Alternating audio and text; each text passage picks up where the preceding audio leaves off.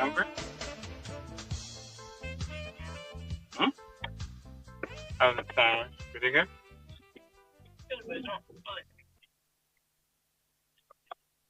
Yeah.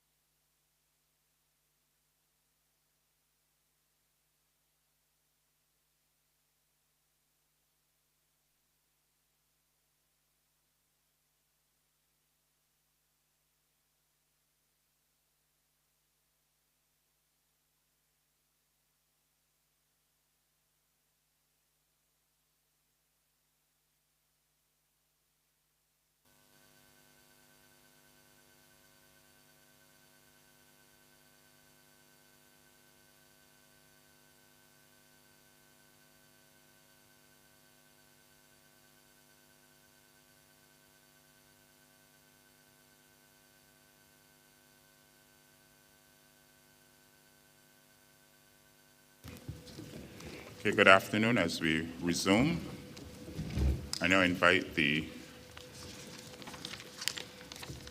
BARP to make its presentation. So, Mr. Skeet. Thanks, Commissioner. Good afternoon, members of the Commission, applicant, fellow interveners, media, and others. Let me first of all say that BARP wishes to adopt the presentation made by Public Counsel and thank him for his input at this short notice, since Public Counsel has been working with BARP in this hearing. The Chairman, the threshold issues BARP thought were dealt with thoroughly by Watson and Went and later Lieutenant Colonel Brown and Public Counsel. So BARP does not intend to rehash all the details. Commissioner, could 1 minute, please?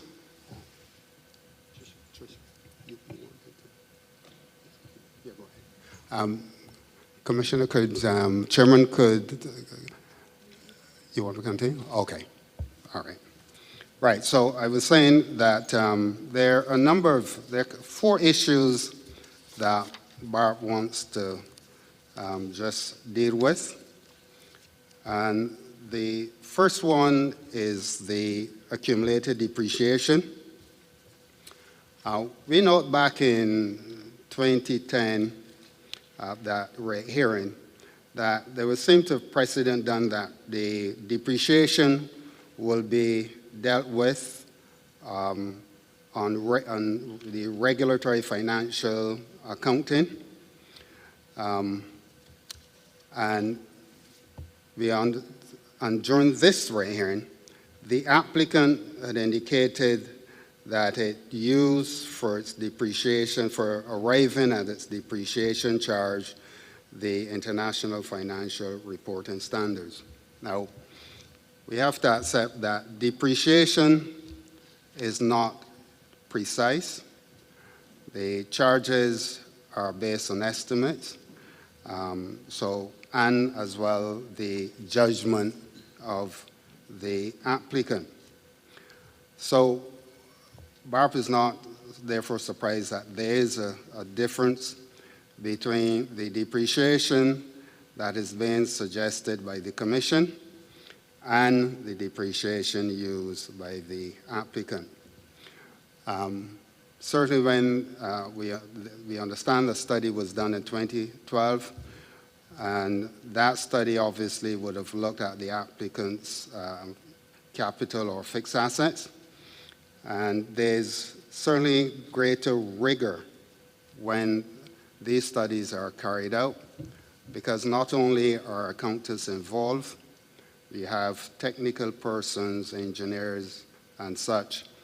And to some extent, there's a greater chance that the depreciation charge is going to be more meaningful on that basis.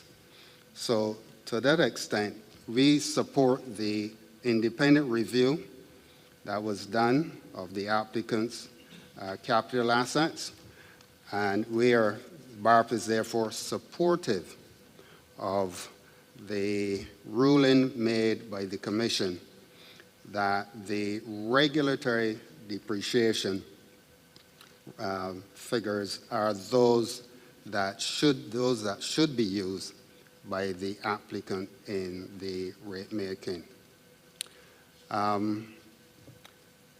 The second point is on the deferred tax liability.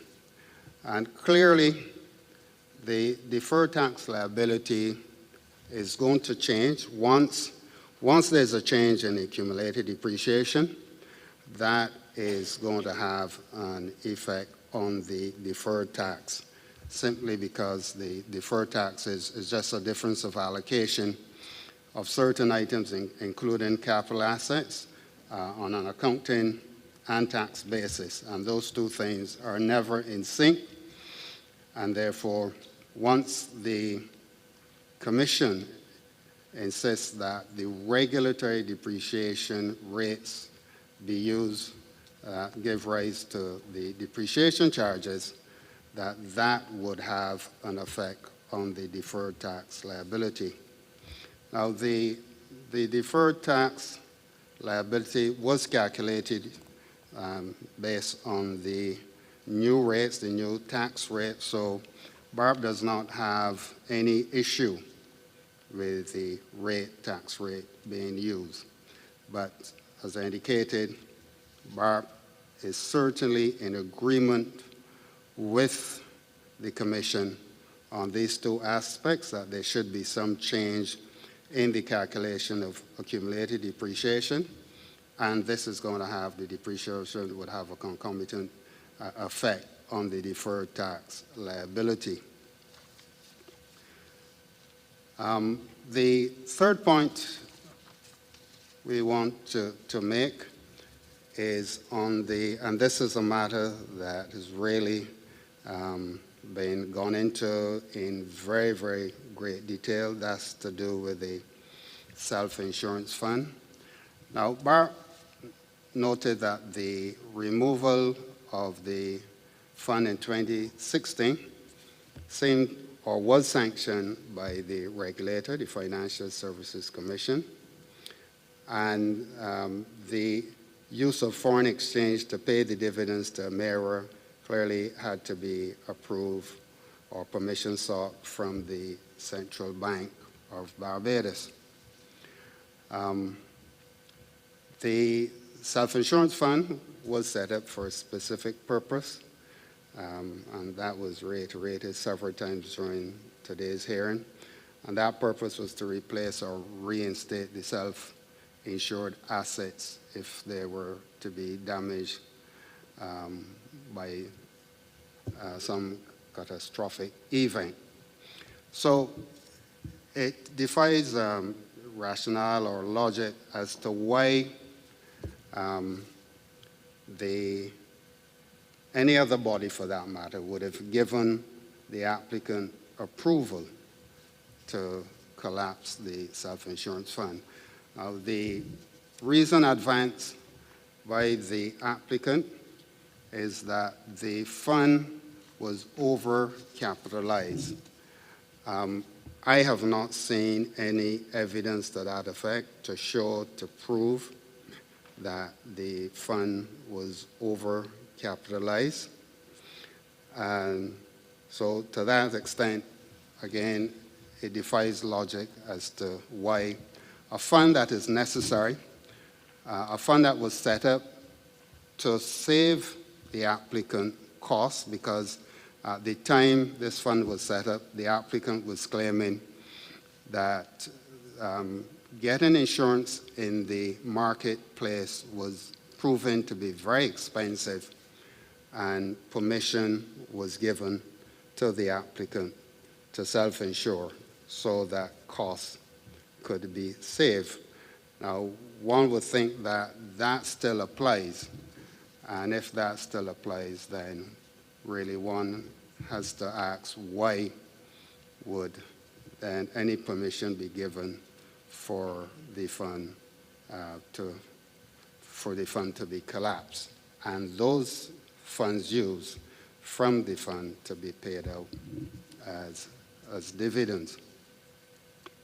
So, however, it is unquestionable that in determining the applicant's revenue requirements in 2008 to 2016, the applicant benefited from the inclusion of the annual charges for the self-insurance fund, and the figure mentioned was $7.6 million in the applicant's operating expenses as a rate-based deduction. And certainly that deduction one has to agree, would be to the detriment of ratepayers, in as much that we've now reached a stage where the fund has been collapsed. So BARP understands the position of the Commission to make ratepayers whole by finding some mechanism to reimburse ratepayers. So we do agree, BARP does agree, the fact that this self-insurance fund was collapsed seems it's going to be a question of law. It's certainly something that the Commission is better able to determine. And since it's a question of law, it's outside the ambit of BARP to really say whether it is what was done. But it seems from reading the Act, and I think there was one mention made of the section, Lieutenant Colonel Brown in his presentation specifically pointed out Section 8 as well as Public Counsel, which specifies the occasions on which the fund should only be used. And Section 8B spoke to the misuse of the fund. So it seems, reading the Act, that there was all intention that this self-insurance fund should remain in place.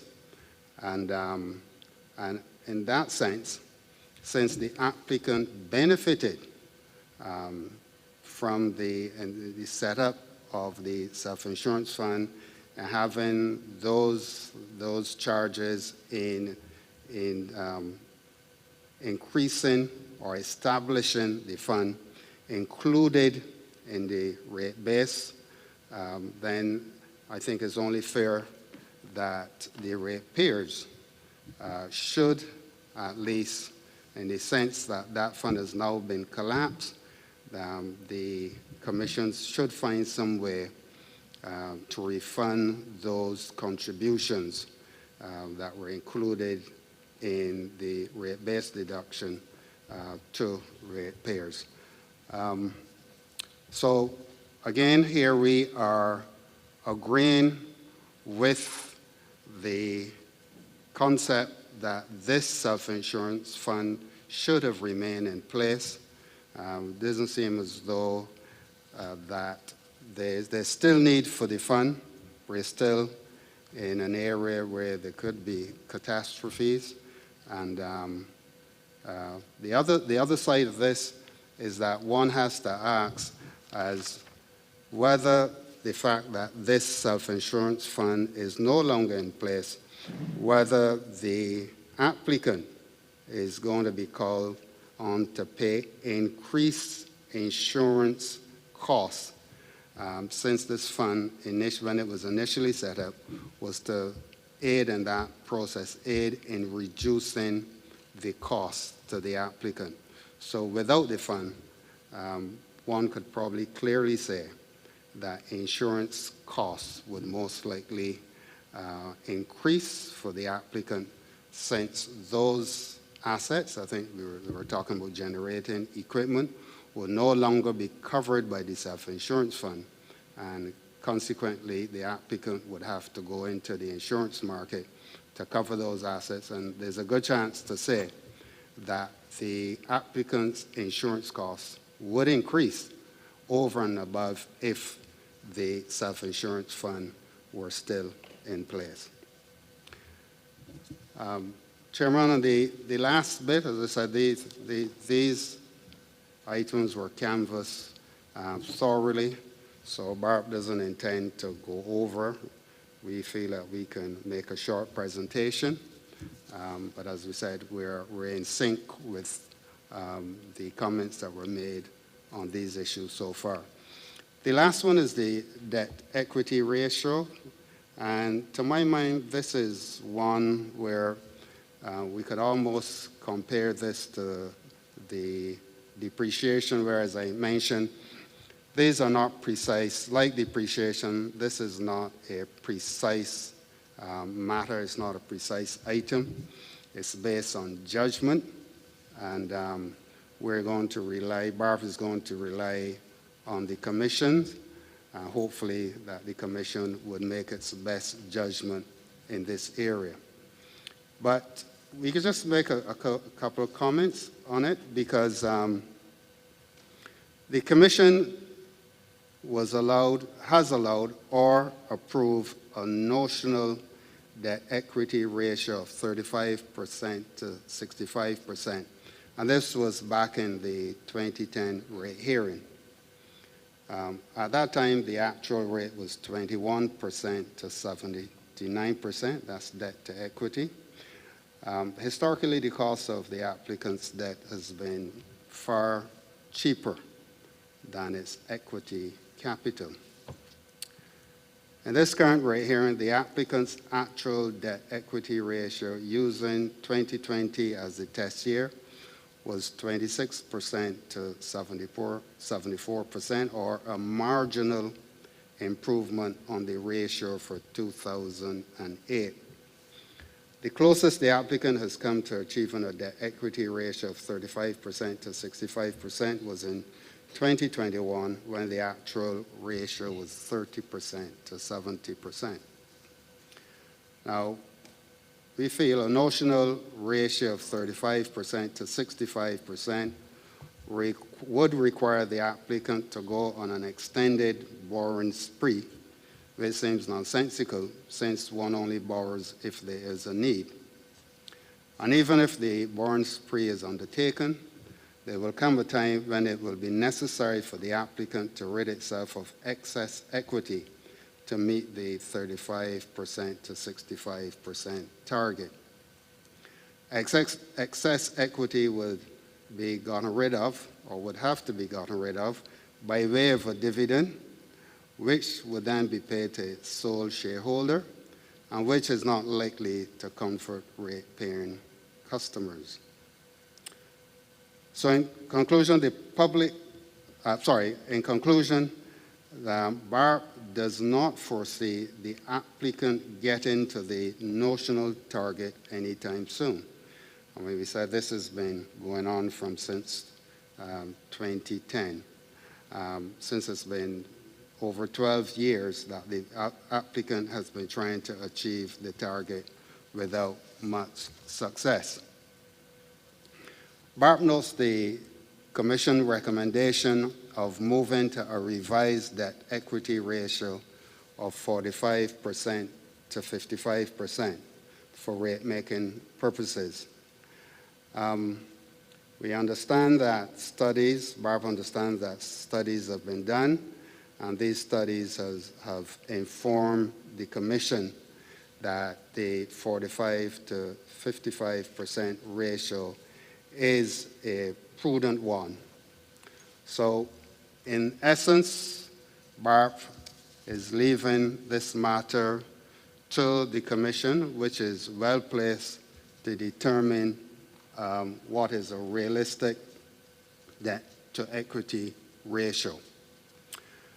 So with that, Chairman, we thought we would make our intervention on those four matters, and hopefully We hope that you have the Commission has our support in those matters I mentioned, the accumulated depreciation. We think that those should be based on regulatory financial accounting. The deferred tax obviously would follow on once you change the basis of depreciation. That is going to have an effect on your deferred tax, and we are in agreement with those two.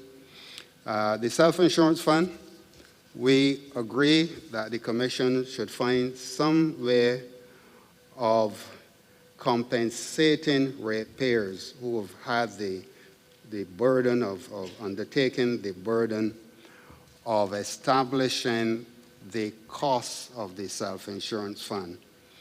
And if it is that the sole shareholder is going to benefit by way of a dividend, then the Commission ought to find some way to compensate ratepayers for the removal of the self-insurance fund. We note that the Commission is suggesting that there be self-insurance fund liability set up.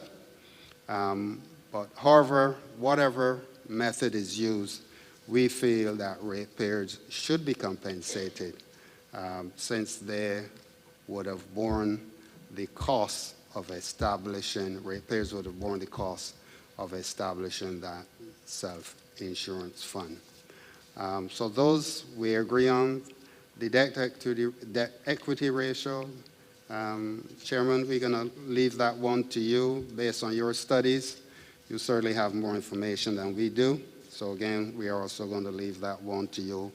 We know that you will make your decisions both in the interest both of the applicant and ratepayers. With that, Chairman, I thank you.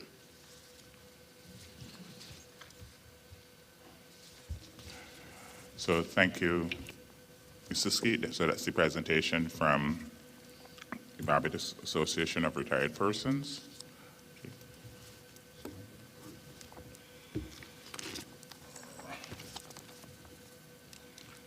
So we've heard from the applicant on the threshold question, and we've also heard from the interveners on the threshold question. The applicant would be permitted to reply, but would the applicant be able to reply, or should we adjourn and?